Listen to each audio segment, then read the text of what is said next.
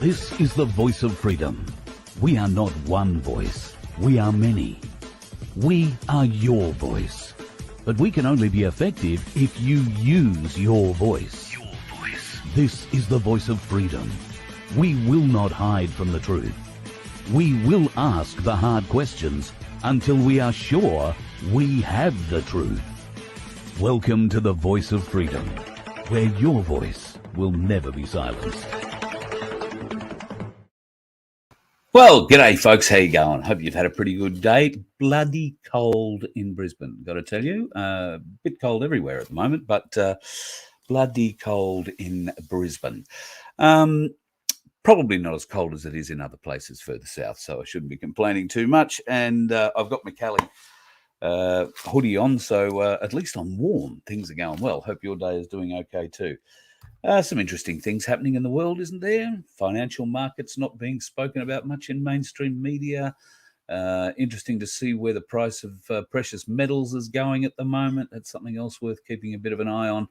And, well, there are a few other interesting things going on.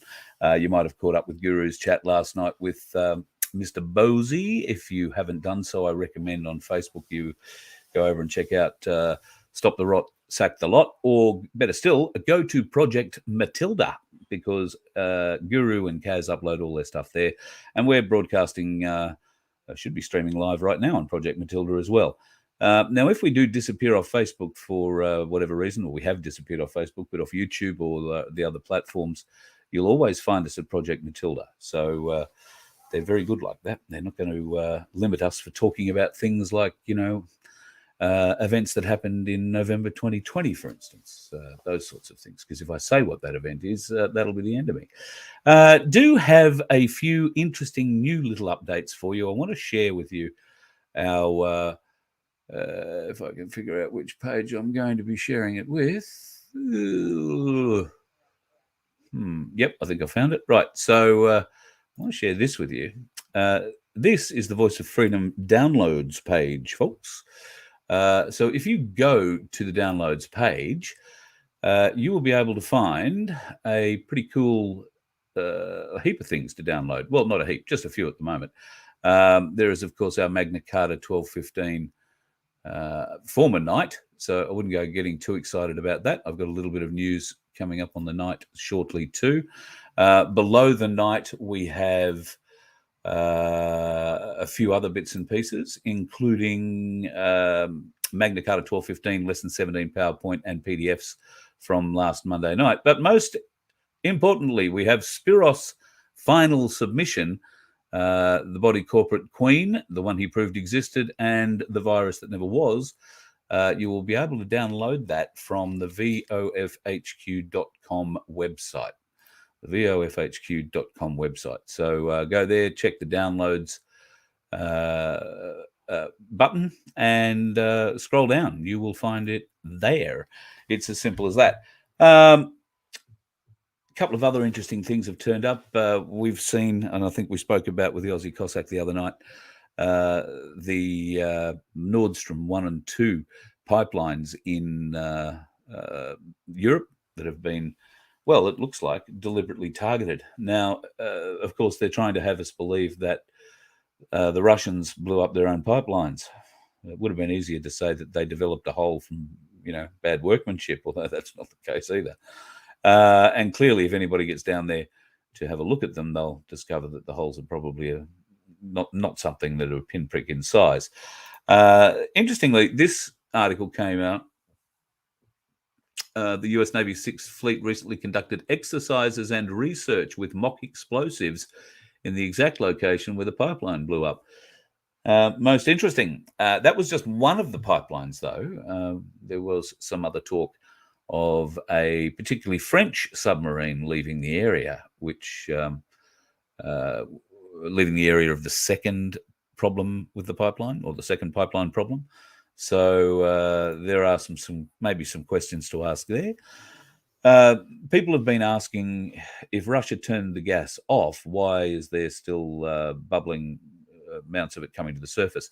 I don't know that you're seeing any more pictures of actual taken today bubbles coming to the surface.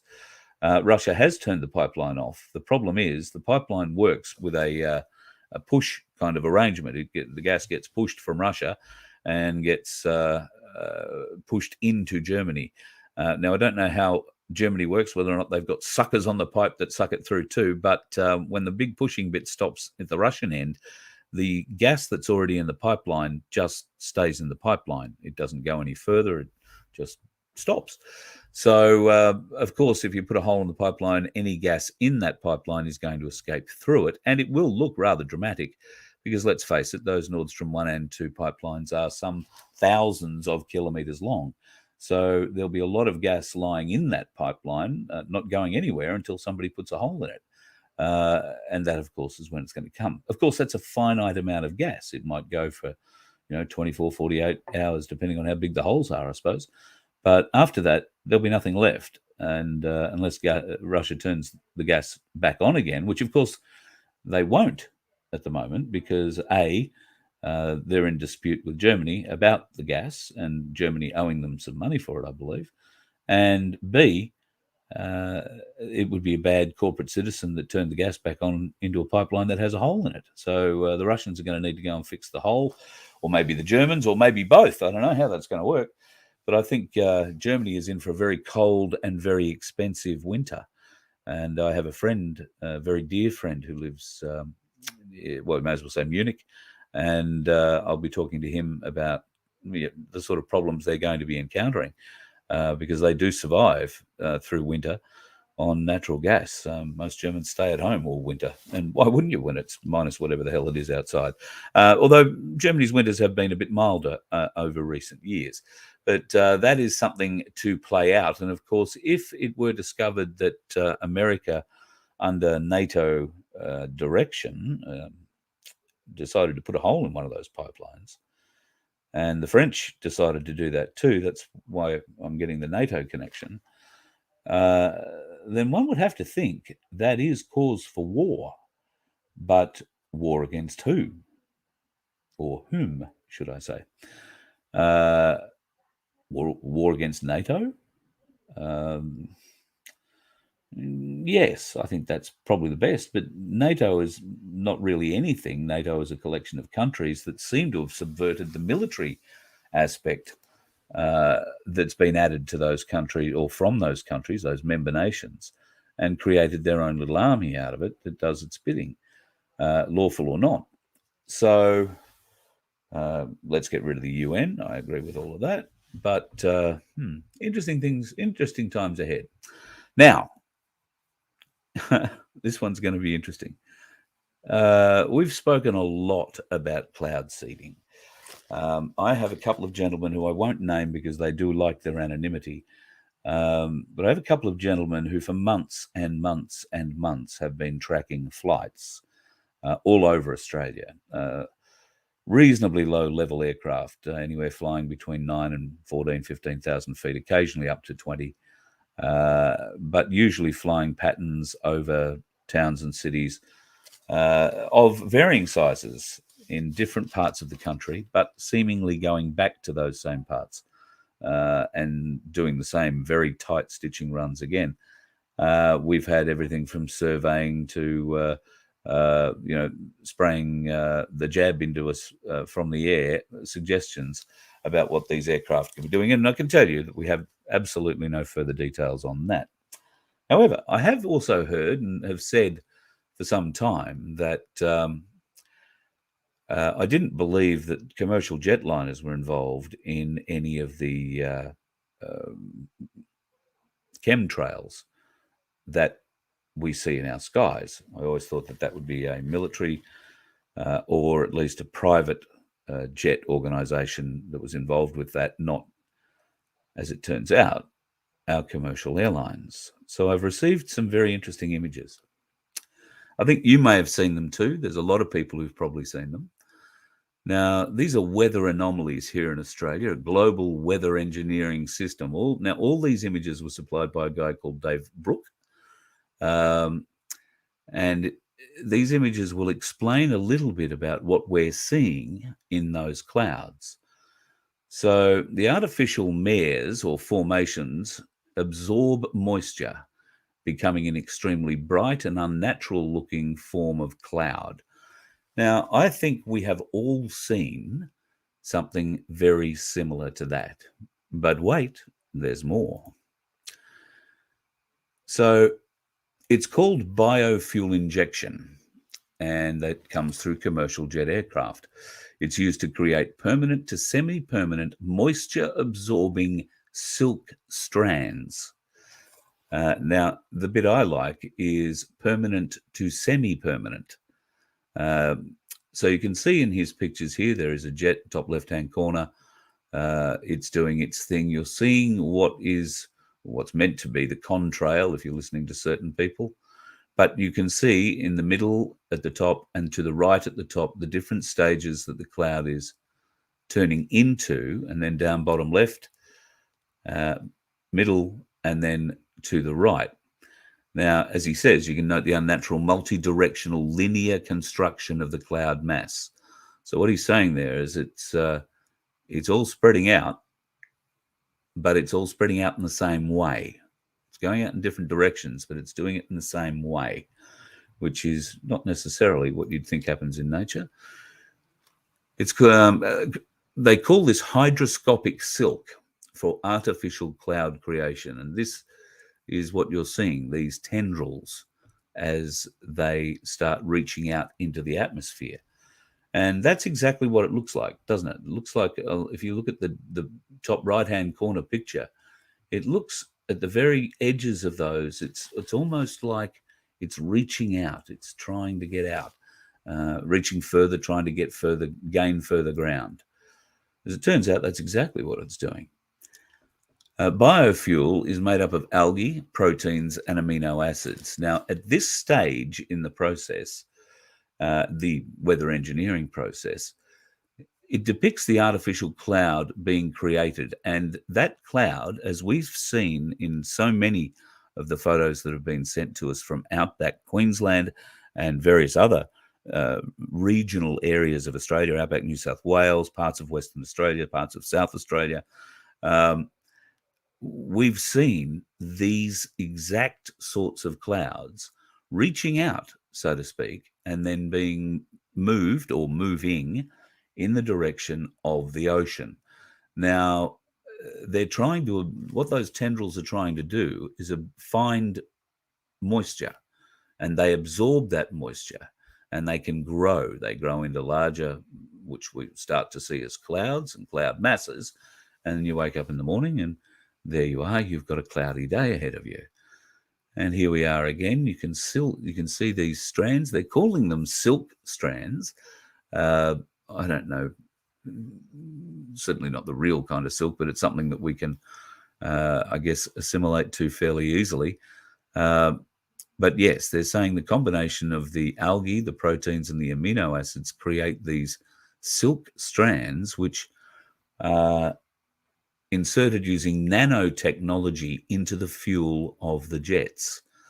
Now, in this state, the strands are still carrying very little moisture on board. You can tell that because the clouds are so thin and wispy, and like I say, these tendrils keep coming off these main cloud things and reaching out. They're reaching out to find something, and that something seems to be moisture.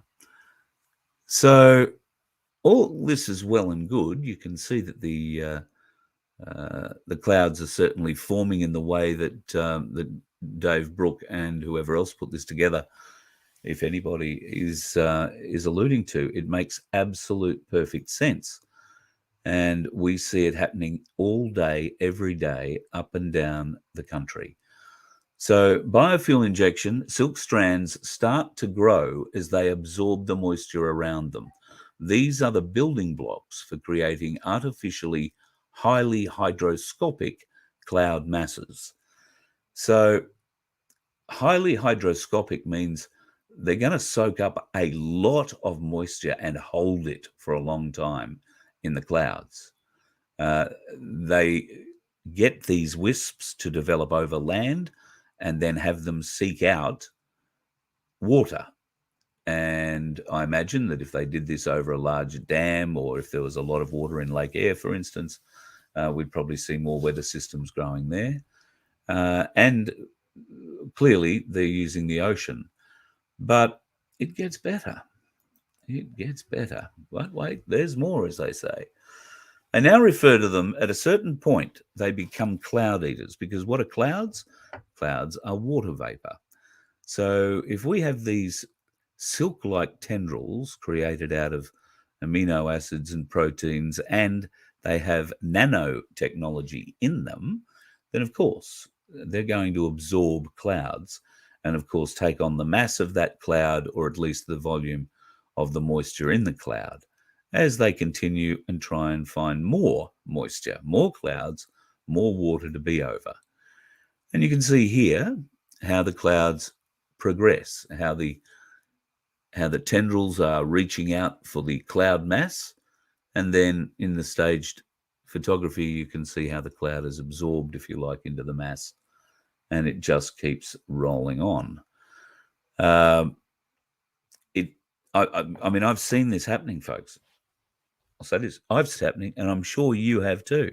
All you got to do is look out the window any day you see a chemtrail and keep an eye on it. Watch what it does over the course of a few hours, and then of course we all recognise what's going to happen within a day or two. God knows the people in the northern rivers of New South Wales, they're very used to it by now, and sadly so. A few more little images of how that's reaching out to try and absorb other clouds in the area. And then, well, it gets a bit interesting. These fiber strands, these silk fiber strands, who are sucking up moisture, absorbing moisture, all need to do something with it, don't they? I mean, we know that there are certain things that they get around doing, filling the clouds up and having them dump in certain parts of the country. It's always very interesting to see how that part of the thing gets there, and I'll get to those images very shortly. These are just a few more examples of those silk strands. And they say they're reusable, permanent/semi-permanent. Remember, I said that in the first slide. Reusable artificial silk strands head for the ocean for their next weather-engineered event. Now, I'm led to believe that these things are usually between 35 and 37,000 feet. That's where the best winds are, I suppose. That's where the best opportunities are for it to grow and spread and carry on with all of that. So the transition of the biofuel trail separates into separate strand components. These strands become mare's tail formations with super hydroscopic moisture absorption capabilities. Now, in these pictures, we see how the biofuel trail develops into separate silk strands that are highly hydroscopic and will gradually absorb and contain moisture within its vicinity for weather engineering purposes. Now, the images at the below depict the strands systematically controlled as they head over the ocean to absorb moisture over the ocean. These silk strands can be combined and organized to create weather systems and supercells. So what they're saying there is they can grow these things in different parts of the world or different parts of the hemisphere and bring them together. How do they bring them together? That's probably the interesting question for me. The biofuel component strands are on a mission to absorb moisture for weather system creation. Now, the biostrands grow thicker and whiter as the hydroscopic artificial clouds grow during the moisture absorption process. So they look like normal clouds, well, supposedly normal clouds, as they grow. Certainly not in the early stages, though. You can see that wispiness again as it reaches out. It's almost like the first thing that springs to mind, if you've ever seen the movie Venom, I think of Venom when he's out of the body and he's trying to get somewhere. It's like that kind of goo that creeps along. That's how I'm sort of feeling about these clouds. They're not very flash at all. Now, the biofuels contain, as I said before, algae and proteins and amino acids. Those ingredients create the silky substance based on spider webs. The silk is hydroscopic and absorbs moisture rapidly in its immediate vicinity. The trails have the capacity to stretch and grow as they absorb moisture. The trail has the ability to grow appendages and reach out to nearby moisture-laden areas. And obviously we've seen a few pictures along those lines already. Anomalous fibrous clouds close up. So it's interesting that we're seeing those waves in the clouds. You're seeing those ripples. I think we should probably get down to where those ripples are coming from, because I think we need to be a little bit concerned about all of that. So the biofuels contain the algae proteins, amino acids, and they create the silky substances. Moisture-absorbing strands are capable of stretching and growing in size, and the mist is capable of stretching and growing in size. Of course, as it does, it gets a wider, further field of things that it can absorb, so to speak. Now, once the biofuel has been injected into the troposphere, it can grow into silky strands or spread out into a moisture-absorbing mist. So we've all seen those strange mists, haven't we? And some of us have actually experienced them at night. I think more particularly in Victoria, where the mist got a bit heavy, and it was, well, we don't know what it was coming out of the sky. It certainly wasn't snow, but it kind of looked a bit like it, a bit weird. Here's an idea of what a bio web would look like. Spider web silk, biofuel artificial silk made out of spider webs. And this is what you would see under a microscope.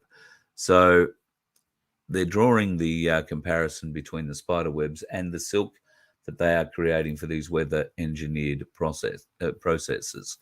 Now, all these biofuel trails were specifically aimed at these anomalous artificial cloud maestro, increase their hydroscopicity. Is that how you say it? Hydroscopicity for weather engineering purposes. So they're engineering them, put them in the best places so they can target clouds or stuff that might already be in the area that might have some power behind them. They can absorb those.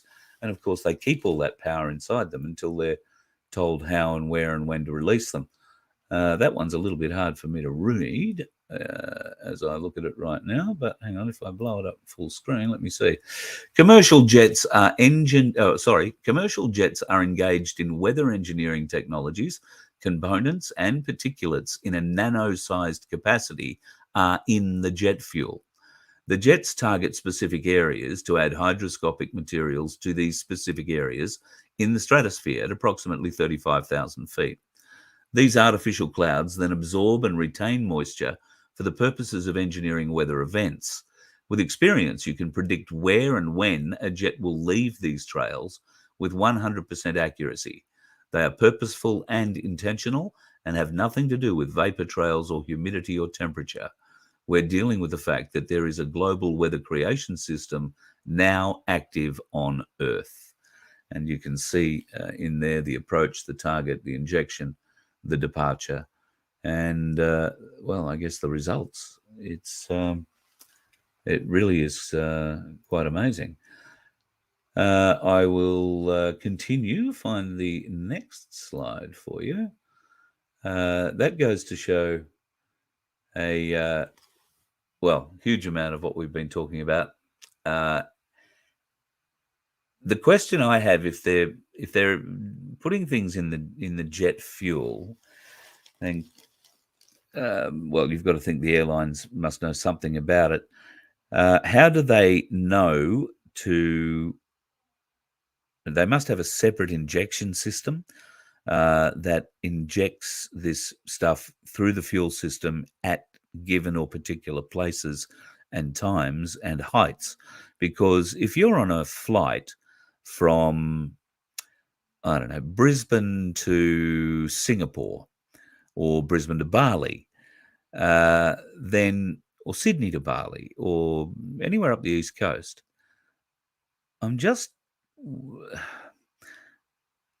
are you spreading that vapor trail, that particulate trail, all the way from where you take off to where you land?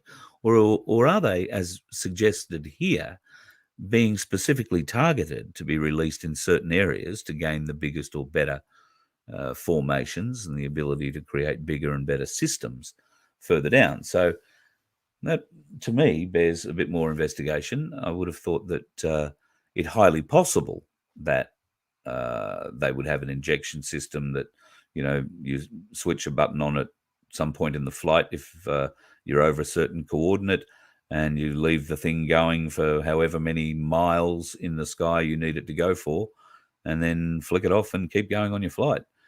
Yeah, the level of coordination in that would be quite shocking. So how do they engineer these things? Well, there are quite a few different ways of engineering these things. And Western Australia, the Exmouth, is one of those places. Pardon me. It is quite a big operation that they have up there in the northern part of Australia.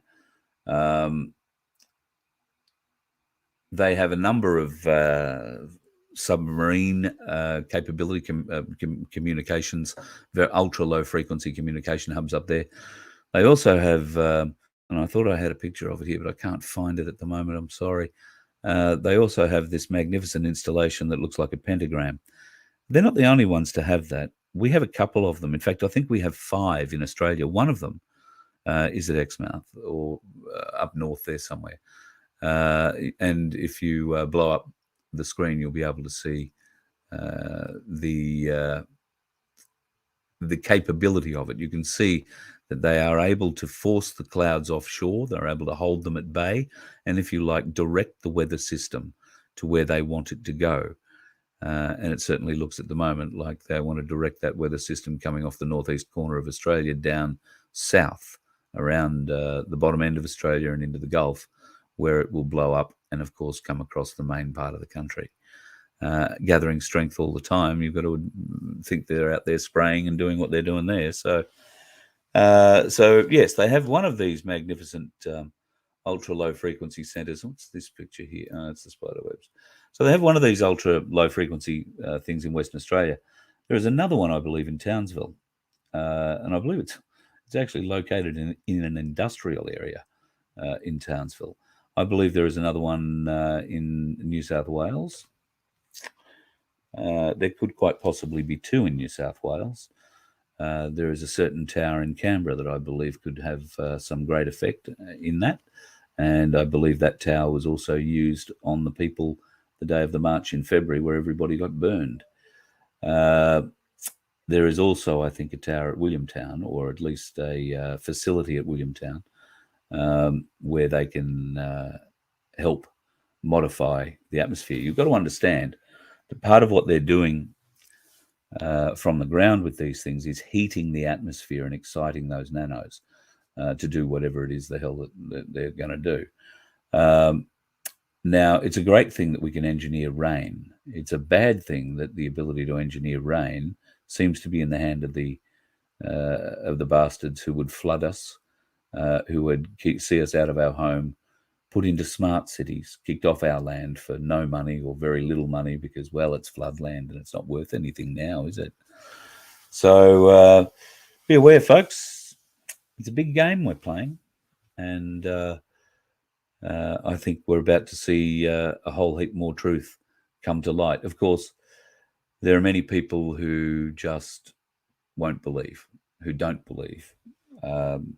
And we've been trying to wake them up. Friends, family, colleagues, strangers. Now the time has passed for waking them up. There is no point now. Now we got to look after ourselves and get ready for what comes next, because what comes next is going to be, well, I think we're going to be more of a help there than we can be trying to convince the normies now that there is something afoot. They could still be waking up tomorrow morning and investing in the share market, where they probably should be walking down somewhere and buying some silver. So let me go through a few questions here. Who authorized the planes to deploy? Well, that is the $64,000 question. You've got to think the World Health Organization, the UN. Yeah, I don't know. Who's going to be doing that? Shane, have I mentioned the part? Have I mentioned in the past you'll be knocking on doors? We're going to see that soon. Yes, me knocking on doors. Yes, at the local aeroplane companies that are flying these short trips. Yes, I've tried. One of the ones in, well, I won't say exactly where, but one of the ones I tried is in a very secure building. It's secure for another reason, I think, but it's just fortuitous that they happen to be inside it. And I'll be honest, I haven't been back on the Sunshine Coast able to go to the airport where the other office is in a few weeks. So no, I haven't been back for that one. I do apologise. We are looking at it in other ways and at other airports. In fact, I have some pilots who can get airside anytime they like, and they're very happy to keep an eye out when these things turn up in their neck of the woods. Yeah, muzzle flash. Now that's very good. Operation Popeye. That was well, I think one of the early weather engineering things. Sort of went backwards though. Weren't they trying to? They were trying to drown the VC in the cave systems from memory. I think that was half the plan of that. I don't know that worked out terribly well. Thank you for your service, sir. If you served, my biological father served in '67 in Vietnam. So thank you for your service. Billions of watts being directed at the ionosphere. Yep, absolutely right. So these things are essentially big heaters, and they're directional, so they can focus this beam wherever they want. They can heat whichever part of the atmosphere that they want, and given a standing, point on the Earth's surface, by the time the beam gets to the ionosphere, it's probably quite wide. And when I say quite wide, it's probably tens to hundreds of kilometers wide, and able to heat up a vast area of the atmosphere to a specific temperature that activates whatever it is in those clouds, or is able to repel, push, churn the clouds. If you've been watching Robert Deutsch's weather predictions for Australia, and has he ever been wrong, you'll notice that they're very good at pushing these cloud systems into a rotating mass and growing them, swelling them out of that mass, and then moving that. I know it sounds like a cyclone or a hurricane, but they have some way of breaking that up. So yes, it will be very windy, very blowy, but as soon as it gets over land, it seems to thin out. And a few years ago, when Brisbane floods happened, I think 2011, we had a storm in Queensland that stretched from the tip of the north of Queensland all the way down the east coast and for hundreds of kilometres inland. And that stretched the entire length of Queensland and the better part of half of New South Wales. Now, for those folks who don't understand that kind of distance, we're talking, well, put it this way, the drive from Melbourne to Brisbane is shorter than the drive from Brisbane to Cairns. That'll put it into perspective. So I'm pretty confident it's about 2,000 kilometres from, a bit over 2,000 kilometres from Brisbane to Cairns, and I think it's a bit under 2,000 kilometres to Melbourne. It's about 1,000 kilometres to Sydney. So we had a weather system that was nearly, I would say, 3,000 kilometres long and some hundreds of kilometres wide, and it didn't move for days and days and days. In fact, from memory, it was 4 or 5 days where the system just sat and dumped. In our case, where I was living at the time on the Gold Coast, it dumped 300, 350, 400 mils a day there. The house I was in at the time had a above ground pool. I was trying to siphon water out of that pool, and overnight it rained so hard that when I woke up in the morning, the pool had burst. And I lived on a hill, and there was a 50th birthday party happening down the hill, right where this pool burst. And when I looked over the fence the next morning, I could see where the water had pushed grass down and all this sort of stuff. And I said to the fella, I said, "Oh, how did your party go last night?" And he said, "Oh, it was great. It was very wet." I said, "Yeah, it was a hell of a storm, wasn't it?" I said, "You didn't happen to see, too much water flow past your house?" "Oh, yeah, there's a lot of water going past, but, it was a big wet." So I didn't bother telling him about 50,000 litres of water had poured out of the pool and come straight down past his shed and out his front driveway. But he never noticed. It was all good. But yeah, it was a big wet, and that was held in position. I am absolutely sure of it. That system was held in position to do as much damage as possible.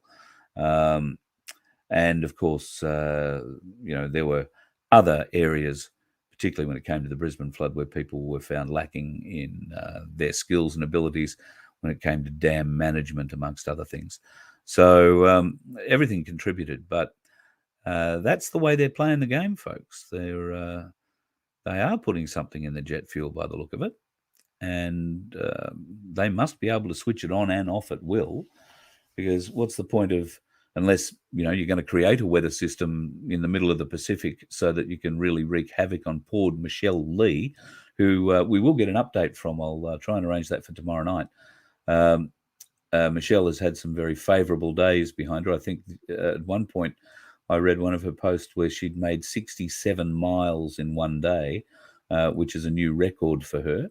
And let's face it, to row 67 miles in 12 or 13 hours, I think she said, is just superb. So she's obviously got some very good waters to be rowing in, and clearly managed to get in a stream of water that's going in the right direction. So brave woman.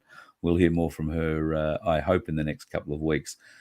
She does have a satellite phone. We don't want to ring her and hassle her. And, at the time of the morning, last time we spoke to her at Singleton, she'd rung me at about 5 o'clock in the afternoon saying, can we do something now?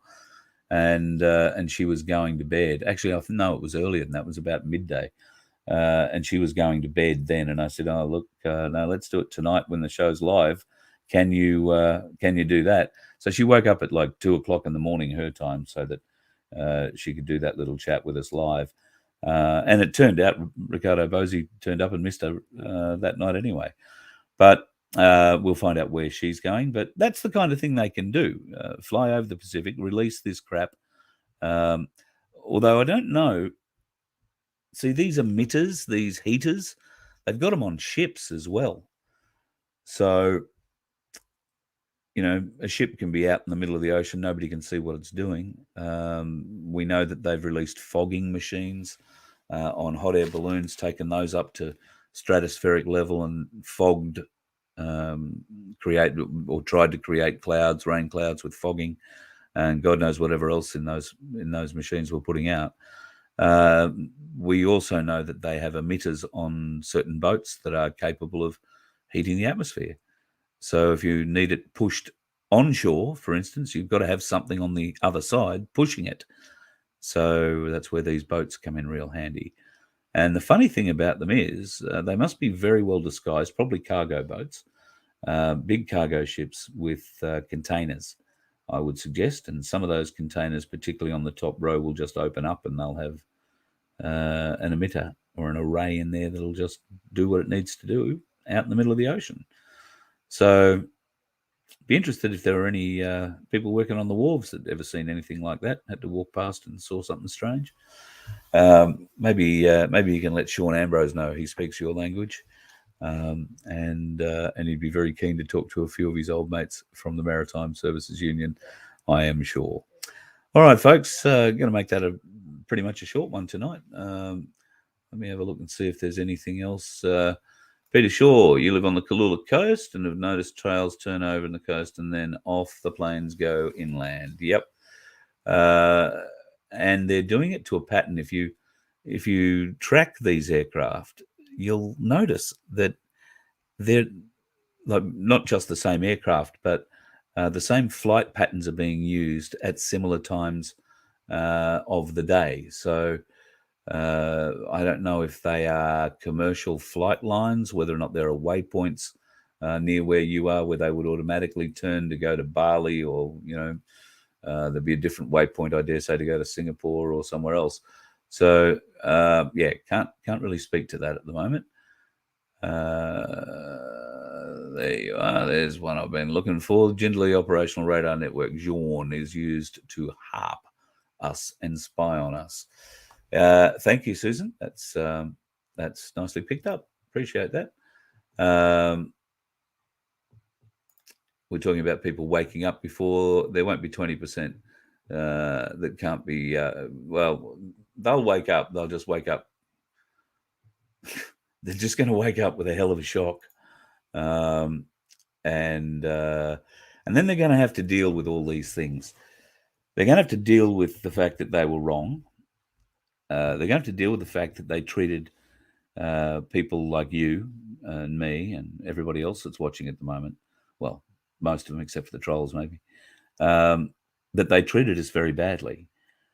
Then they're going to have the realization that tinfoil hat that they accused us of wearing saved our lives. And they have fallen for the trap. They have failed, as I like to say, the IQ test.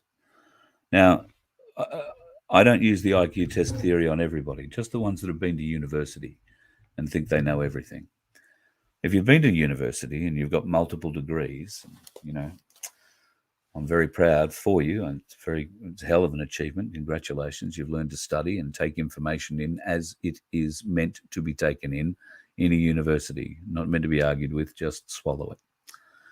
And that is the problem. The highest achievers, we've been doing a little bit of social research, let's call it social research. There is nothing meticulous about it, and I won't be releasing any results to the medical fraternity, but a little bit of social research indicates that the highest achievers in our classes, in high school, who went on to university, the highest achievers are the ones who swallow all of this, hook, line, and sinker. The ones who are CB students, well, most of them are pretty well converted as well. The C ones, they're a bit more doubtful about what's going on. And from, C minus down, we're starting to open our eyes up pretty widely. Some of those people who didn't pass school, didn't get out of school, didn't get out of fourth form or year 10, some of the most wide awake in our community.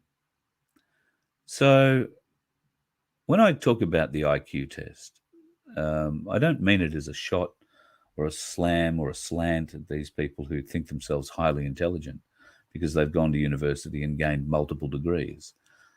They've missed one really big lesson in life, and that's to look at what's in front of you and question it. Too many people these days look at things and just accept it. Oh, that's the way it is. Oh, how can I change that? Well, here we are. We've let them look after everything for us. We've let them dictate to us, and we've said, oh, well, if that's what you think's best, then righto, we'll go and do that. And they're going to keep doing that to us right into the grave, because that's ultimately where they want us. So thankfully, our little group here with the Voice of Freedom and a few others around the country have been able to wake up a few people. We've been able to support a few people. I particularly want to make mention to Randolph at this moment. He's a gentleman who reached out to me at the Sunshine Coast a week ago, and I had a coffee with him the other day. And he has a hell of a story, folks. The corruption that he's lived and experienced, and it's cost him $50,000 short of $1 million. It's cost him his livelihood. It's cost him his ability to run the business that he knows how to run and has been running since he was 19 years of age. They've taken everything from him, everything. And he has all the proof of all the corruption, all of it. So we're going to try and help Randall, like we're going to try and help other people who've got similar stories. There are ways, there are means, but at the end of the day, nothing is going to change unless we all stand up and change it. This can all end tomorrow, as long as we stand up. We have to stand up. So to that end, I like to come into towns and ask people to stand up, especially the ones that like to come and see the show. Cherie, who is now the national coordinator for Voice of Freedom, is doing a magnificent job. And thank you to everybody who's contacting her and asking questions about, everything from where is Spiros's finding or summation rather, to can I have a show in my town. Cherie at vofhq.com is the lady to talk to for all of these things. Well, not so much. Go to the website, vofhq.com, and go to the downloads page if you want to get Spiros's 46 page, I think it is, summation. It's some interesting and heavy reading, but well worthwhile having a look at. I'm about halfway through it at the moment. So I recommend it to you. If you found the Brett Sutton case that we were talking about with him the other night on the Sunshine Coast interesting, then go and have a read of his summation and proof of the Queen. Which Queen? That'll be the Queen. So, some interesting things going on there. Touring-wise, touring is such a rock star word. Trust me, there's nothing rock star about what we're doing. I'm going to Victoria. Yay! I think I said last night that I was going to be there on the 14th of October. I lied. I'm going to be in South Morang on the 15th of October. I haven't got the venue in the forefront of my mind just at the moment, but I'll let you know in days to come, and I will put it up on the website possibly a little later tonight. From South Morang, we are going to Shepparton, to the Terminus Hotel on the 16th. Now, I think that is going to be a day show, and I think the 16th is a Sunday. So we will probably say, come in for lunch and stay for the show, which will probably kick off at 2 o'clock or something like that. So the Terminus Hotel, and contact Cherie at vofhq.com, and she will put you in touch with the people in Shepparton who are taking the tickets for that, or organising the tickets for that, the seating for that. We were going to be in Shepparton to do, I think, a Magna Carta week as well. But unfortunately, time, and Shepparton's a busy place. They've got events on. So it's a bit impossible that week to stay. But we will come back. Have no fear. Have a feeling that's also true for South Morang. On the 19th of October, people in Frankston, if you are a member of Darren Bergworth's My Place, the community shed, then you're going to want to book your night, because we got a big one lined up there at Darren Bergworth's My Place on the 19th of October. At this stage, it looks like I will be heading to Tasmania. Hang on, Cherie is telling me things. I've got it all wrong. I'm a dick. Righto. South Morang is a midday show. There you go. See the benefits of a phone. And Shepparton is a night show. So there you go. I got that a bit ass about face. My apologies. South Morang is a midday show, and Shepparton on the 16th is a night show. After that, we will sleep in Shepparton, and then we will go at some point down to Frankston and get to the big fella's place there at My Place. Looking forward to that. After that, there is whispers that we're coming to Tasmania. Black Sheep. My word, you send some attractive photos, you deeply, deeply twisted man. No, I don't mean that. Looking forward to meeting you, mate. It's going to be fun. And yeah, the old Hilux, she certainly looks like the business. And to Matthew too, who's trying to get us down there for that. So I'm pretty confident we're going to be heading down around the 21st or 22nd of October. And we will be doing Magna Carta shows around Hobart. Now, I think, look, I'm going to say something about a venue, and it's going to be wrong, but it has Richmond in the title. I'm not sure if that is the venue yet. It might just be where we're going for lunch on one day. I don't know. But there is a venue, and we will let you know where that is as soon as I know where that is. And thank you to the boys who are arranging it, and to Malibu Bert, who I will put in with these two other guys. Malibu lives at the other end of of Tasmania, and up near Launceston. So with a bit of luck, we'll get a show in Launceston as well. The plan is we'll do about a week in and around Hobart. We'll do a couple of live shows there, but more particularly, we'll be doing some Magna Carta education. So if you're in Tassie and you want to learn about Magna Carta 1215, then Fitz and I will help you out with that. No problems at all.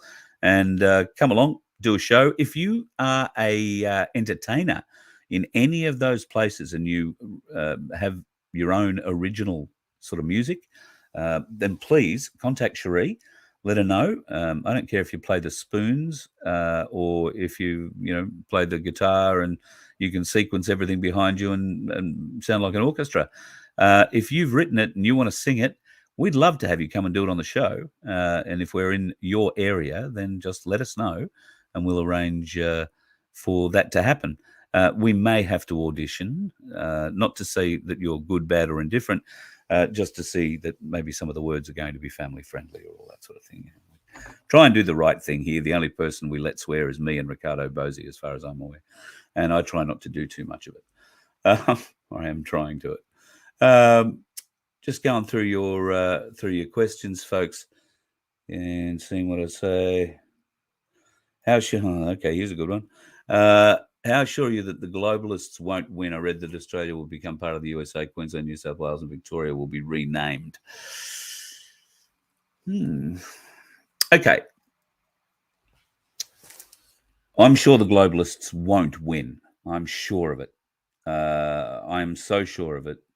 I see things every day that back up my complete faith that the globalists are not only being routed, they're having everything they own taken from them, and they're being thrown into barges off Gitmo, waiting to be sent to trial for sedition and other treason-type based charges. I do believe that, sincerely believe that. I have to believe it, because to believe anything else at this point in time makes me look like a real dickhead. But I've got enough faith in my analysis of what's going on just for myself that, everything I say is my opinion, folks. I read a lot, I look at a lot of stuff, and it's just my opinion. But yeah, I do really believe we've already won. I think people have forgotten what Executive Order 13848 said and the power that it actually gives to certain agencies that were created under the pen of that bloke who was running America at the time, prior to the 2020 thing. You know what I mean? We know who we're talking about? I hope so. Can't say his name because the video will get taken down. That Executive Order 13848 is going to go down in history as one of the most powerful documents ever written by anyone. And I actually have a theory that New York Stock Exchange has been taken over for the last 2 years by forces in line with that executive order. I believe that the market has been manipulated from inside in the same way that the bad guys have been doing it, but they've been manipulating it the other way. The good guys have got a hold, and they're making the bad guys do it that way. We're seeing a managed financial crash, a staged financial crash. That's what I believe. And we're going to be in for a few shocks and a little bit of uncomfortableness. But when you think about uncomfortableness, think about the people in Africa and just about the kind of uncomfortableness they've been through. You've heard that Australia will become part of the USA, and Queensland, New South Wales, and Victoria will be renamed. Well,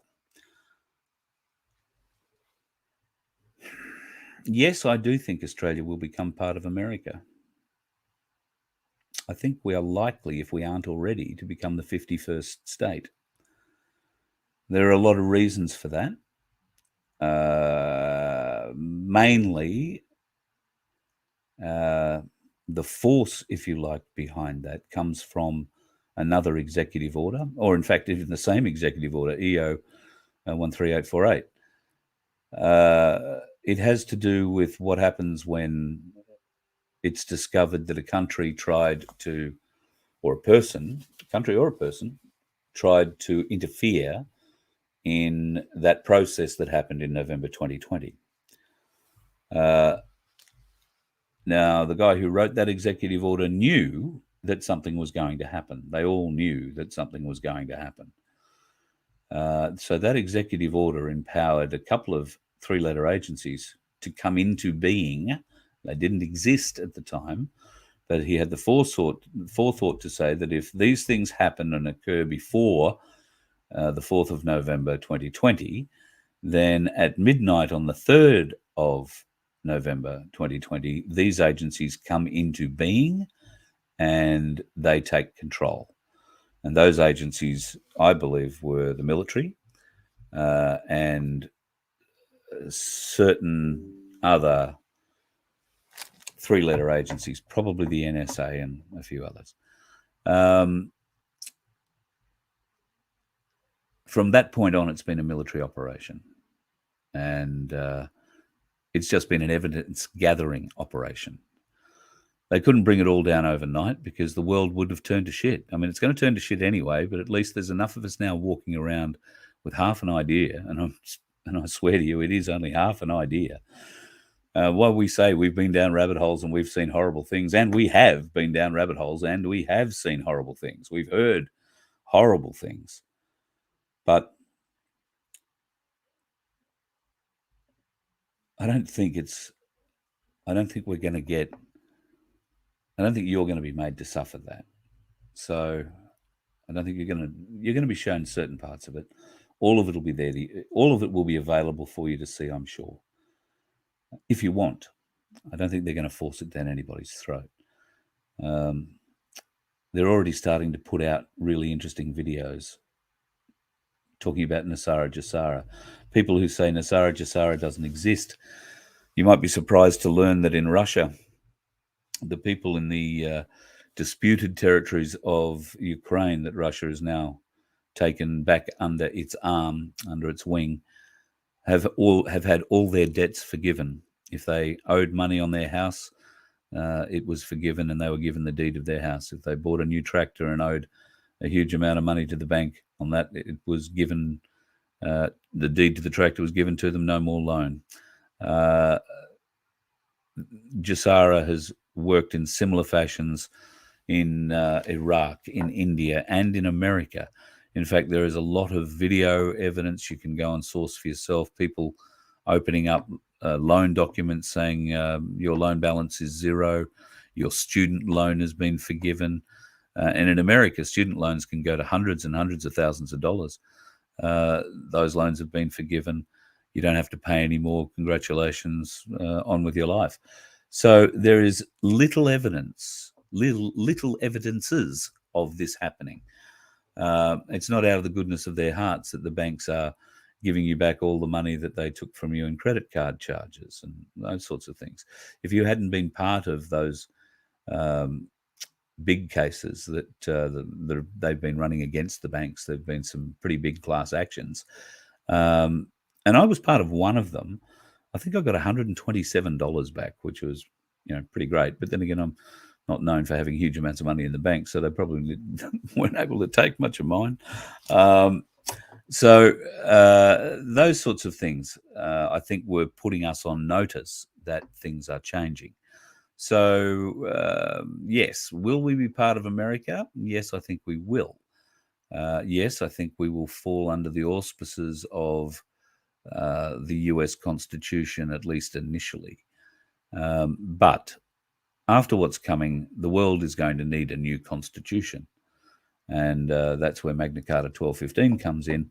And no, not all of Magna Carta 1215, just the trial by jury part. That's the bit that we want working. As for USA, Queensland, and Queensland, New South Wales, and Victoria being renamed, well, if the news comes out about the Royals and we're shown their true nature, then I suspect Victoria, named after Queen Victoria, maybe, might want to change its name. Queensland might want to change its name. And New South Wales, being New South Wales, is probably worthy of consideration. How attached are people to the name of their state when you figure out that it's named after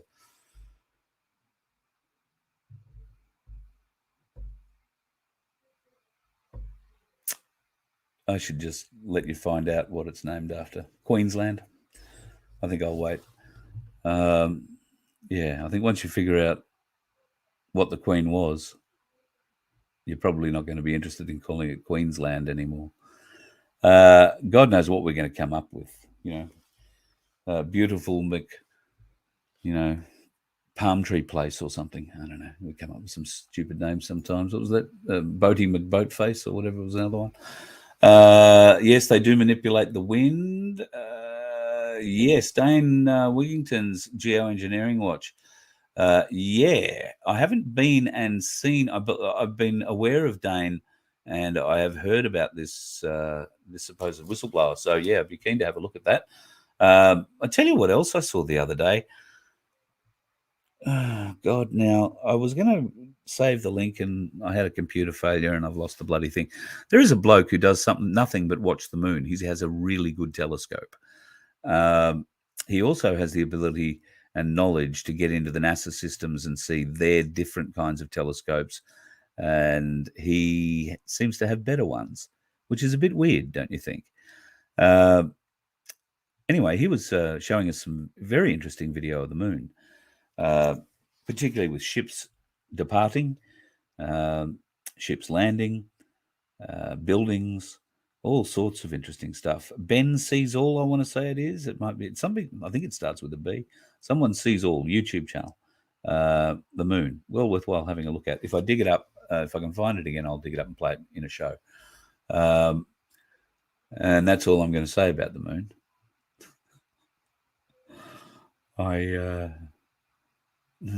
want to say so many things about the moon, but I'm not going to say anything about the moon. Barefoot Gypsy, Mount Gambier, beautiful part of the world. Give my best to the Blue Lake, and who do I know there? Craig Parham, marvelous man. Bugsy and the lovely Susie, wonderful, wonderful people. I don't know. Is Pat Fleming still in Mount Gambier? Anybody know Pat Fleming?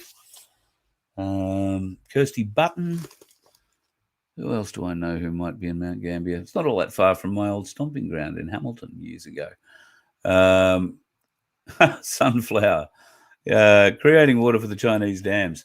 Yeah, well, yeah, keep an eye on those dams. I think that's going to be pretty interesting. The next kind of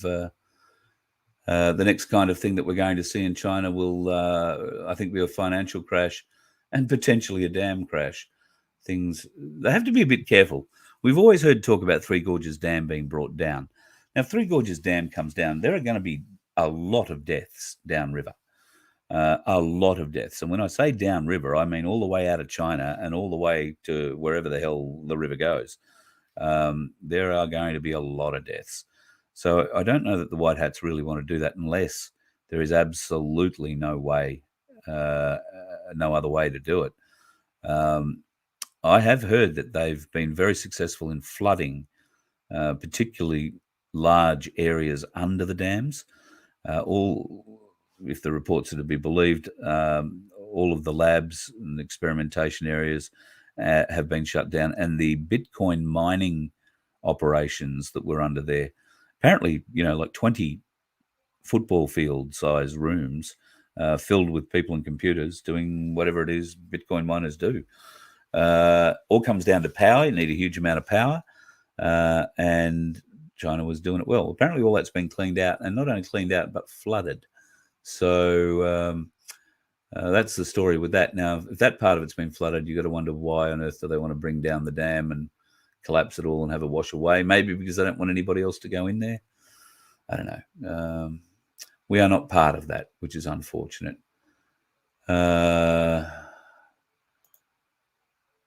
So, Crunchy, what are you saying here? Do you see them doing the same weather system like you mentioned? Yes, I do. They're going to keep playing that for as much as they can, although Ricardo came out, I'm pretty sure it's Singleton, didn't he? And he came out and said that the White Hats are now doing all the spraying. So, I don't know. Look, combating the spraying, they're trying to do something the other way, yeah, I don't know. What do we say? We say, thank God somebody's in there fighting for us, and please God, let it be over soon. Wow, that is a figure. Thank you, Muzzle. In far north Queensland, flood killed approximately 750,000 beef cattle. Have you heard the latest stories? Now, I haven't got the email here, but I will bring it up. I don't know how true it is because it's one of those. This is an email I got from a friend kind of emails. If you're a dairy farmer, I'd be very interested in learning from you if you are being coerced into getting your herd jabbed with something other than the stuff you would, ivermectin or whatever, that you would normally put into your herd. We're hearing stories that cows, both in the dairy herd and in the beef herd, are being vaccinated, having the shit put in, the mRNA put into them, so that in the case of a dairy herd, it gets passed on to the milk, and then through the process gets passed on to us, and also through the meat. Now, we've thought for some time that they were trying to do this through our vegetables and other things, but it turns out there probably isn't anywhere in the food chain they haven't been able to get to. So it's becoming more and more important, I think, that we start considering growing our own veggies and growing enough of them to share with a few people around the local community. And that's where places like my place that Darren Bergwerf has put together are going to become so important. That's where, places like your People's Council in your area is going to become so important, because homegrown vegetables, homegrown meat, maybe, farmers that you can trust aren't going to be coerced to have their herd injected by something or someone with nefarious intent. So bear that in mind. I can't tell you whether or not it's true. It's just one of those, here's an email I got from a friend, I'm passing it on to you kind of things. But if there is a dairy farmer, and, I grew up around a dairy farm, I know that you've got to do certain things for the herd at certain times of the year, but if you have been advised by anybody from the people you are selling your milk to the Department of Primary Industries or whoever else might have some sort of authority over you, that you must now have your herd jabbed with whatever, please get in contact with me, carl@vofhq.com. I'd be really interested to hear if that were the case. And folks, I think it's worth, how we were very successful with the Aussie Cossacks postcard campaign? I think we need to consider writing to the major milk producers in this country en masse. I think we need to be writing to all of them, all of us, and explaining that if this is what's going to be coming out in our milk, then they're going out of business. People will not allow this sort of shit to go down. They won't allow this mRNA to be slipped into milk, food products, or anything else for that matter. So I think maybe we should start considering a letter writing campaign. I know that Norco, I think, are probably only they may be the only Australian big milk producer left. I think Paul's are owned by an international mob. I want to say a Chinese company owns a lot of the milk processing in Australia, or a number of Chinese companies. I'm pretty sure that's the case. I'm happy to be proved wrong, but go and look up who owns the. Well, when I grew up, it was Murray Goulburn down in Victoria, and I don't know who owns Murray Goulburn these days, but I'm pretty sure it's not the farmers in the area that it used to be. I remember the Koroit Murray Goulburn very, very well. Spent many, many Christmases there. Let me just see what else is in our little chat box here. Yeah, a lot of people talking about Harp and Darper. It is, some, evil 1 and evil 2, or evil 1 and good 1. I don't know. There are two schools of thought on Harp and Darper. that they're two sides of the same coin fighting against each other, one good, one bad. Yin and yang. I don't know. Let's see. IQ equals and EQ. Thanks, Nairi. What have you got up here, Natalie? Yeah, that's the problem, isn't it? That these people are going. I got off track. I didn't finish there. These people who've been going on with the IQ and thinking that we're all morons, they're the ones that are going to wake up one day and be too embarrassed to walk out the front door, and we're going to get notice that they've done something stupid to themselves. There's going to be a lot of suicides, folks. Going to be a lot of suicides. People are going to be scared. Some people are going to be scared. Some people are going to kill themselves out of pure humiliation that they didn't see this, that they were taken in, that they didn't see this great deception. And that's the sad part of this. None of us were meant to see this great deception. Nobody blames anybody who hasn't seen it, even still, although it's much easier to blame people for not seeing it at this late stage.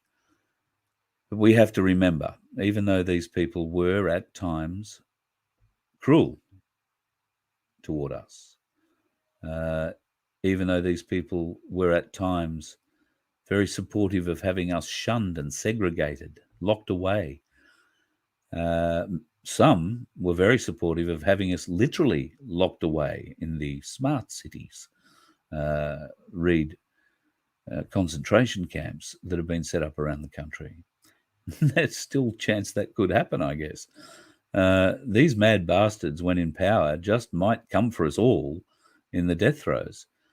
I don't know if you've ever had the experience of having to strangle something or break its neck or whatever, a bird or whatever.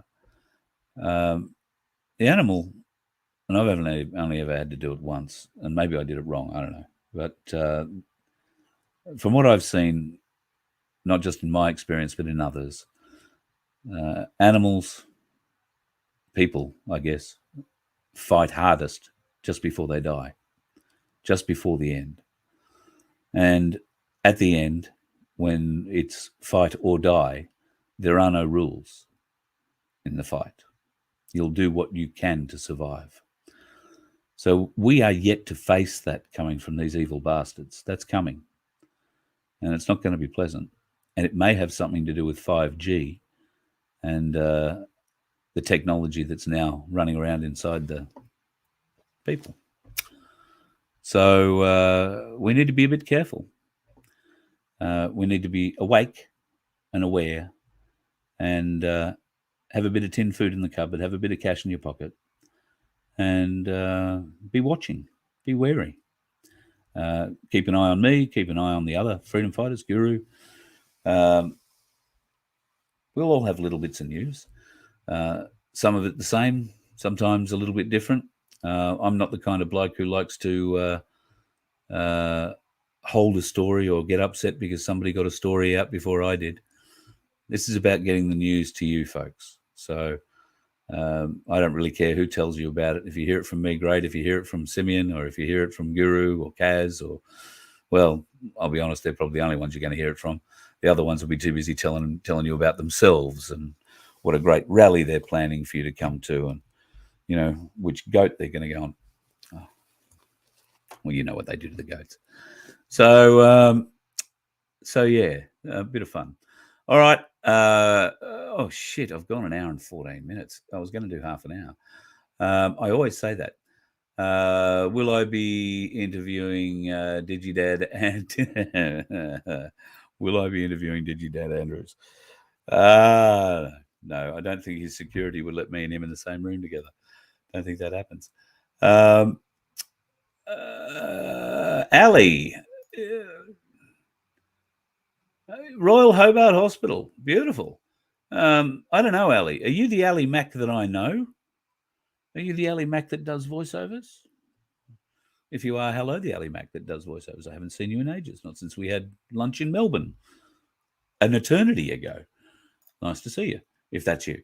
Last I heard you were living in Venezuela. If that's you, Ali, There you go. Voiceovers in Venezuela. Oh, how good would that be? Probably be pretty good if you're working for the fuel company. Having a bit of a glance to see if there is somebody's farting the alphabet. I don't know. See, I can't keep track of all these. Farting the alphabet? Really? Seriously? We have the highest quality chat here at the Voice of Freedom. I'd like to thank you all for your input. I was texting the Aussie Cossack last night. He's recovering well. Somebody, there you go, Kanga. 13848 is international too. Yes, it specifically mentions international interruption in that event that happened in 2020. And I have two words for you. Alexander Downer.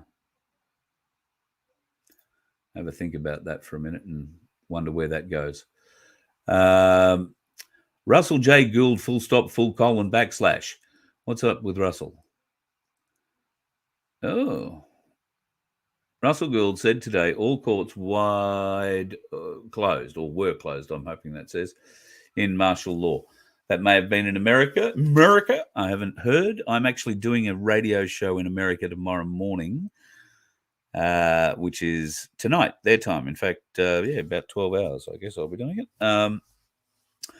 So I hope to learn a little bit of on-the-ground intel about that. If you feel the urge and want to check it out, I think I'm on 11 o'clock Eastern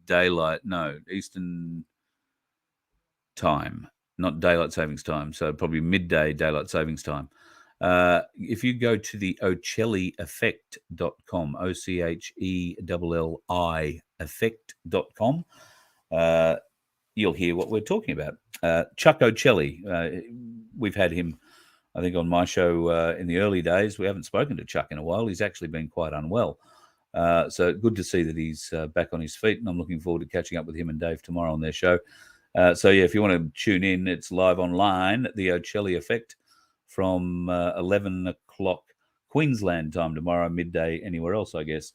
The OChelliEffect.com, and check him out on Facebook and give him a like. He's a lovely bloke who has a deep, deep, deep knowledge of JFK history. That doesn't make him a QAnon or a Q type person. He just has a very deep historical knowledge of what went on there. Very good. Peter is talking about, John Peter is talking about cognitive dissonance. Peter, John, I couldn't agree more with you. There is so much of it around. I just don't see what you're referring to further up in the chat. I'm sorry, I couldn't see that. Okay, this is going to be an interesting one. Yeah, 1776 American Constitution, the true and real one, starts from America to all countries and includes Australia. I tell you what, Diane, I beat you. I'll give you one more. Magna Carta 1215 beats the 1776 American Constitution by 550 years. And when the Brits invaded and colonized, if you like, America, America came under Magna Carta 1215 and still is under Magna Carta 1215. What a lot of Americans don't understand is that up until recently, the Queen was still the Postmaster General of America, or at least the Queen's representative was. England still ran America. And that Postmaster General office is key to all of that. So, yeah, interesting times ahead. People are going to learn some really, really interesting stuff. There's one from Ali Mac. I don't think you are the Ali Mac. So there you go. Nice to meet you, Ali Mac. Anyway, you've got a famous name, because the Ali Mac I'm thinking of is a very famous voiceover lady. She's a huge talent. Sienna, oh yeah, you're talking to Bill. Bill's talking to you. Everybody's talking to each other, but they're not talking to me. All will be revealed. Starseed, it will be. Do you have a hint on the timeline? Just interested? Asking for a mate. Yeah. Yeah. Well, Ricardo, if you didn't see Ricardo's chat last night, he said by the end of the year we should have full disclosure. So that doesn't mean they're going to wait until Boxing Day to dump it all on us. We are seeing, different sorts of disclosure every day, and it seems to be getting wilder and wilder. You're not seeing this disclosure being acknowledged. You are seeing it, but it's not being acknowledged as in mainstream media. So they are starting to write the stories, and some of them are starting to ask questions why. But for the most part, they're still making excuses or giving reasons why X, Y, Z is happening that are certainly not ever based in anything you and I would refer to as truth. So when we see that media narrative start to change, I think we're going to be much closer to the full reveal. Now, I don't think the media are going to change willingly.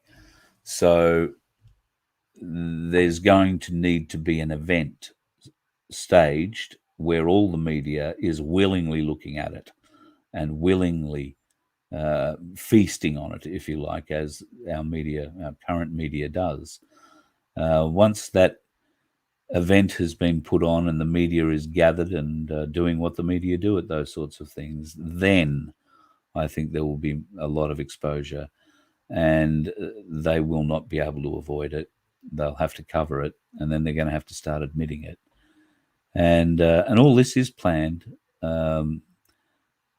Eventually, those people will go off our TV screens, but they're there for a reason now, because we're familiar with them. They're who give us our programming, and we accept it.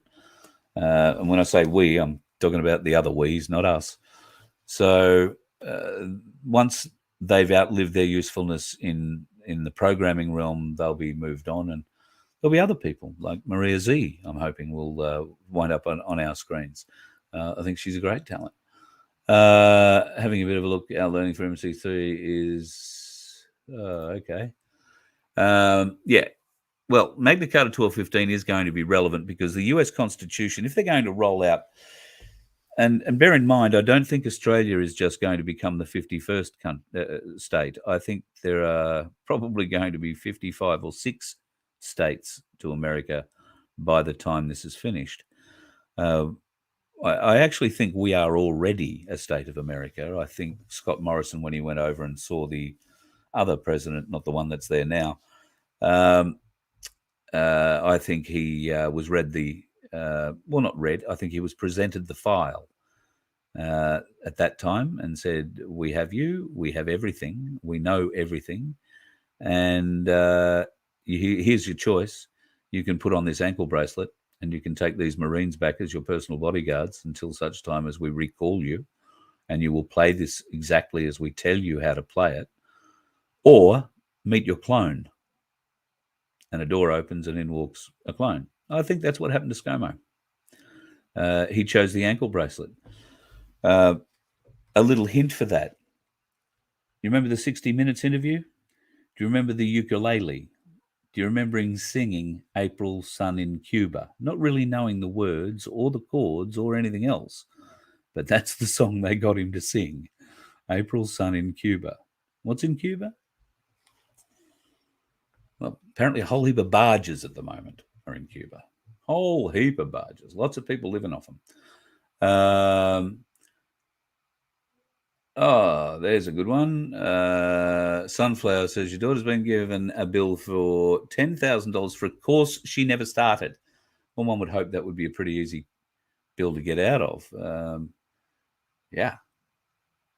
It might not be. She might have signed for something and went past the date where you couldn't pull out. Maybe that's how they've got you. At any rate, don't pay anything yet. Hold off. And seeing if I can pick up any more questions out of here quickly. I don't want to keep you guys up too long. Bill's explaining what happened in Building 7. Good on you. Yes, there was something like $400 trillion worth of gold in Building 7 on the day the World Trade Center came down. When Building 7 came down, the $400 trillion wasn't in there anymore. They have found that money, interesting. They found that money in a tunnel in Iran, from memory. $400 trillion in gold. That was initially going to be what Nasara Jassara was backed with when they had planned to announce it that morning. In fact, the meeting to make the announcement was planned for, I think, 9:30 on the morning the Twin Towers were struck. And the offices of the people who were running the whole Nasara Jasara thing were on one of the upper floors of Tower 1. I want to say they were on the 92nd floor of Tower 1, and everybody was in the office at the time because they were having a very big launch and a very big press conference at 9:30. And, of course, 9:15, what happened? So, yeah, nobody survived and the money went missing. They found it with George W. Bush's fingerprints all over it, along with Hillary Clinton's, Obama's, and Biden's fingerprints all over it. And I think Pence's fingerprints are on it too. Yes, Jimmy, on with you. Bring on the rods of God again. Make it rain with them, please. And look, if they've got any of those boats we were talking about in harbour at the time, I wouldn't mind seeing a rod of God go through one of them in the middle of a harbour. I mean, it'd be almost worth the salvage operation just to see it. Yeah, stunning technology. Yeah, I'm not sure if Nat's saying here that Caroline Kennedy is our new Australian-American ambassador because we are the 51st state. She's not who you think she is. Caroline, very much the black sheep of the Kennedy family, or maybe not. Maybe Junior is the black sheep. There are some interesting stories going to come out about the Kennedys. Chuck Ocelli tomorrow, ocelli.com, the ocellieffect.com. And yeah, check it out. Tasmania needs to go back to its original name, Van Diemen's Land. It just sounds so much cooler, doesn't it? I think so. I'll ask the people when I'm down there, when we go to Tassie at the end of October, see whether or not they'd like to go back to Van Diemen's Land. Be interesting to see that is. Queen Victor, yes.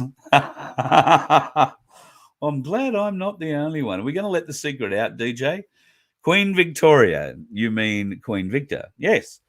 Queen Victoria may have had bits under her skirt that were unexpected for women of the time. In fact, probably unexpected for women today to have bits under their skirt. But, yeah, Queen Victor was an interesting soul. Have you ever wondered how Victoria's Secret got its name? It's named after Queen Victor, or Queen Victoria. And Queen Victoria's Secret, that's what it's all about. The secret? You had a set of nuts in a thing. There you go. We could all do without it being called Queensland. Yep, I think you're probably right there. If it comes out that it's not the nice person that we all thought she was, why would we want to be named after her? I don't think Drag Queen is going to get up there, Susan, but nice try. New Texas with Mexicans from New South Wales. Oh, David, I like that. Yeah. Maybe we do a whole show on what do we rename Victoria, New South Wales, and Queensland. I think that would be pretty cool. Very good indeed. What else is there here? Muzzle Flash is talking about the dimming. Yes, go and search that, folks. If you haven't seen the dimming, it's well worthwhile checking out. A good documentary, a very good documentary.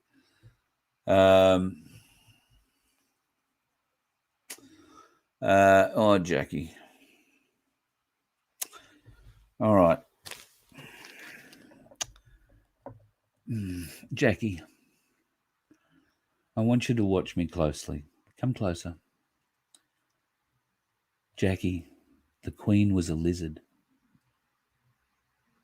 Yeah, I'm not calling her a name. She was an honest to God lizard. Yep, reptile, skin, whole deal. I know you don't believe me now, but it will come out. You will see proof. King Charles is a lizard too, but he likes children. I have a theory. You know how the world hates Prince Andrew because of his like of children? Charles is worse. And I think Charles is about to demob, dethrone, deprincify, whatever the hell you call it. He's going to take away the HRHs and the princess monikers off Andrew's children. And I think Andrew's going to get real shitty about that. And I think he's going to show the world some proof about Charles and why he shouldn't be king. Wouldn't that be the way to bring down the monarchy? Just a theory. Just a theory. My head works in mysterious ways, and nobody ever suggested in any way that I get it right, even half the time. But if you were going to bring down the monarchy and Andrew is the little... I mean, if all is lost for Andrew, if he's never going to get any kind of foothold back in public royalty, in the public royalty business, and his daughters are going to lose their monikers, maybe Sarah, who I still believe is the Duchess of York, loses hers, then what's Andrew got left? Nothing. He's just become one of us. And he knows damn well that Charles has got a lot of secrets. He may well have a lot of evidence, a lot of video evidence. So I think it would be a very interesting way to bring him down. A very interesting way to bring him down. All right, having a bit of a look here. Let's see. I can't see anything else that's needing to be addressed. There's no more freedom in the US, if anything. Yeah, well, your freedom's going to come back, I think. Yeah, what's going on there with Sleepy Joe? Bit of a problem at the moment. But we all know that. I mean, the battery in the drone's just about flat, isn't it? It's got to be. It can barely keep his eyes open. It's very sad. Very, very sad indeed. Geez, Dave. Mount Gambier, September 1946. Mate, you were keen. Was the lake still blue then, or did it have a different colour? 1946. Congratulations, mate. That's a long time. You would have been growing all sorts of stuff, I dare say, or maybe a business owner in town. I used to try and sell radio advertising in Mount Gambier years ago. Hello to the Gazzards. Do they still own a car yard over there? Bruce sees all. Thank you. Thank you. Go and check out Bruce Sees All on not on Facebook, on YouTube, the other one. Yeah, Bruce Sees All. Go and have a look at his latest moon video and then come back and have a discussion about it. Thank you so much, Rumble. Appreciate that. Yeah, that was driving me mad. Poultry's been jabbed for years. Yes, I believe that is the case. Unless you grow your own chooks and your own eggs, you are not safe. Veggies have been sprayed with litres of pesticides and fungicides. Yes, but we can all grow veggies in our backyard. In fact, my daughter, I think we're on a bit of an upswing at the moment, but my daughter has just gone gaga for gardening in the last week or so. We now have all sorts of potted stuff pending growth to poke its head out from the soil. She's terribly excited by it. And now she's getting into veggies and all that sort of stuff. So with a bit of luck, there may be a small crop that we will have in the backyard. And if you've got one of those and you find that you've got more of one thing than you have of another, maybe you've got a lemon tree that you can never eat all the lemons of, then things like this My Place, this community council, are where you're going to be able to share those lemons with others in the community, maybe make $1 out of it. Nobody wants you to go broke. But if you don't need the money and the lemons are just going to fall on the ground, then give them to the community. Let them be used and grow the community, grow the feeling in the community. That's what we're aiming to do with the Voice of Freedom, and certainly what Darren Bergwerth's aiming to do with his People's Councils, or the People's Council idea. They're not his councils. And of course, with his My Place concept, which is absolutely brilliant. And if you have a look on our website, I've put up a page there. You can check out what My Place at Your Place is all about. And I've also put up another one there called Street Nation. I haven't added anything to it yet. Fitz and I will have an announcement about that in the not too distant future, but I don't want to go and break everything without him. That wouldn't be any fun. Harvey Fresh in WA is owned by an Italian company. Okay, Harvey Fresh is the milk company over there. Maloney Dairy. Maloney Dairy, I'm sure, are independently owned by farmers, local farmers, or at least it's a local producer in the Sunshine Coast hinterland. Beautiful, absolutely beautiful milk. My God. And you want to know why? Because it's not processed. It comes straight out of the cow and goes into the bottle. I nearly died. The first one I opened had cream in the top of it, like real cream. Maloney milk, very nice, very nice. But it's not going to help us if the farmer has been coerced into having his herd jabbed up there in the Sunshine Coast hinterland.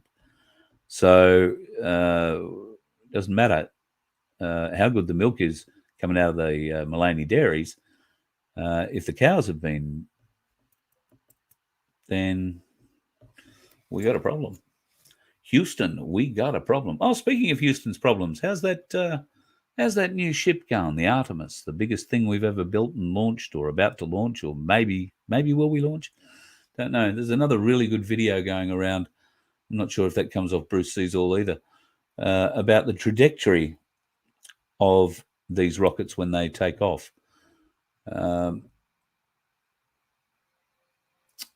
I'm being... For those of you that are a little bit awake, there might be a reference there to flat Earth. So if you want to go and explore that, I'm not talking about flat Earth here yet. We'll have that conversation one day, but there is a lot of interesting things. I've seen a lot of interesting things about that theory. It's very, very interesting. So Raymond, thank you. Yes, Bruce Sees All is the Moon channel on YouTube, and very, very good indeed. Watch out for the 5G activation. You are 100% right.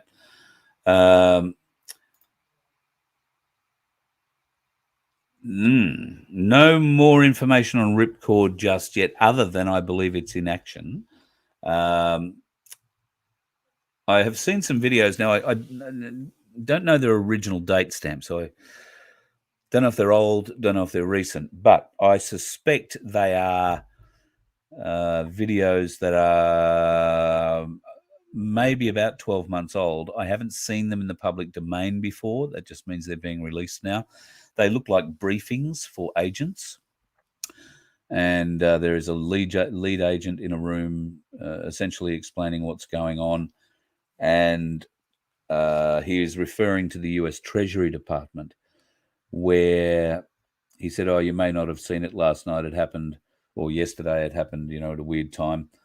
But yesterday the Treasury Department was surrounded by police cars, military trucks, and prison vehicles, prison buses. And they took everybody out of the US Treasury.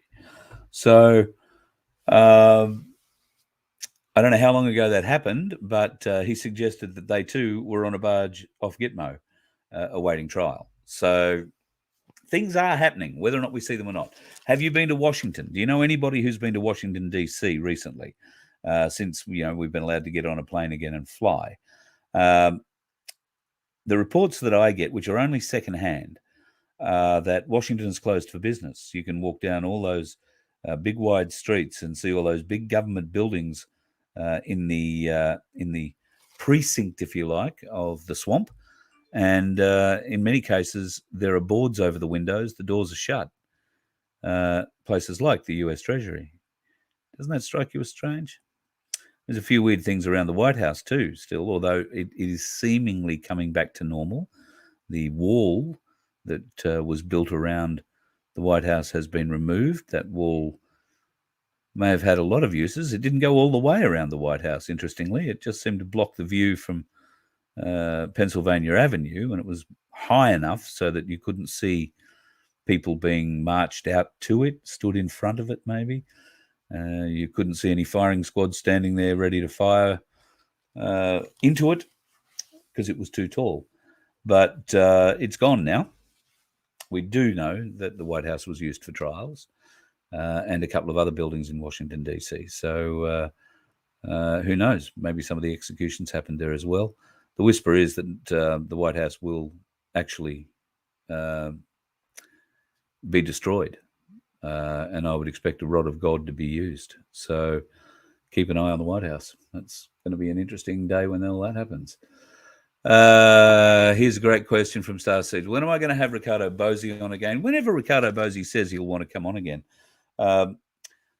He was on Dave's show last night. They had a bit of a chat about life, the universe, and everything. Dave's undergoing a bit of a troll fest at the moment, unfortunately. So I feel for him with that. Rick's come out, obviously, to give him a little bit of support, which is wonderful. And he did say that it's a very busy time. The indications I got out of it, at any rate, that we'll get full disclosure by the end of the year, but there's going to be a lot in the next week to 2 weeks. I could really see that Rick was jumping out of his skin to tell us things that he really couldn't last night. So he's either a really good actor, or I think things are going to be happening in the not too distant future. Something here from you, Rumble. I heard the government had said that the health department to humans from being able to nanotech in all our food was so beneficial that it outweighed the necessity to notify us for properly labelling the food. Of course, that'd be the excuse they use. Oh, it's so important we can't tell anybody about it. God, no. And have we researched it? Well, yeah, a little bit. But we need to research it on the people a bit more. That's pretty much how it goes. All right. Now I've nearly gone 2 hours. So hour and 40. That's probably enough. You need to go to bed. I started late in the first place, so I do apologize. I hope you found tonight a little bit interesting, folks. That weather stuff, when it came through to me, because I've been sort of poo-pooing the idea that it's been coming from commercial jets. But clearly there is an opportunity for it to do that. And if there is a switch inside, switch on here, fly for X amount of kilometers, turn switch off, keep flying. I reckon that's just something else they'd put in the book for the pilots to follow. Nothing too difficult there. In fact, they could probably even put it under the book as a different thing, so the pilots don't even know what they're doing. And that's probably the case, particularly with commercial airliners, because, well, I know a few commercial pilots. They're lovely blokes. Lovely bus driver. Yeah, lovely blokes. Just seeing if there's any more question. Yes, more on the firmament. Thank you, Nairi. Okay, there's Nairi's hint for tonight. Go and look up the firmament. If you don't know what the firmament is, go and look up the firmament. I'm not talking about it, Nairi, not yet. I want to wait until that Artemis rocket takes off and see where it goes. Because I know there are going to be so many angles of that launch taken. There'll be no denying what's going on. So, well, denying or proving. Could be proved all wrong too. So yes, the theories will be good. The Artemis rocket is one to watch, folks. I keep saying it. That Artemis rocket is going to be an event. I'm sure of it. The largest rocket man has ever made, going to the moon, unmanned, filled with cameras, so it can beam back the latest, greatest images in 4K or 8K or, bloody super screen size. Yeah, let's just wait and see. I'm pretty sure that's going to be an event. Okay, folks, thank you very much for popping in tonight. I really appreciate it. I will try and get a show out again tomorrow night. Not sure where I'm going to be on Friday. The Cossack did mention that there might be a reason for me to go to Sydney on Friday, but he hasn't spoken to me again yet, or at least not about that. So we'll wait and see what finds out there. Otherwise, I'll do something on Friday. We'll just have to see what it is. As I said, we're going to be heading to New South Wales, Victoria, and Tasmania. And those dates are October the 15th at South Morang, 16th in Shepparton, 19th at my place in Frankston with Darren Bergworth, and then over to Tassie from the 20th or 21st or something like that. For a week or so, we'll be doing shows predominantly in that week in or around the Hobart area. And then I hope to slip up to Launceston and see some friends and maybe do a show up there too. That'd be pretty great. Really looking forward to seeing Tassie because I've never been there before. And, it's always a new adventure. But the best part about it is meeting people who think like we do. and who want to build communities and want to do better for us all, not just for ourselves. That's the key. Thanks again, folks, for joining me tonight. I really appreciate it. Your time is important to me, and I'm humbled that you give me this sort of support. If you feel the urge to donate to help keep me on the road, I've got to get car service this week, and not that you'll be able to see. Can you see that? Smashed my fucking phone yesterday. Dropped out of my hand. Don't you hate that? Screen protector. Well, screen protector protected nothing. Really? Ridiculous. But anyway, so yeah, another God knows what, couple $100 to fix that, I suppose.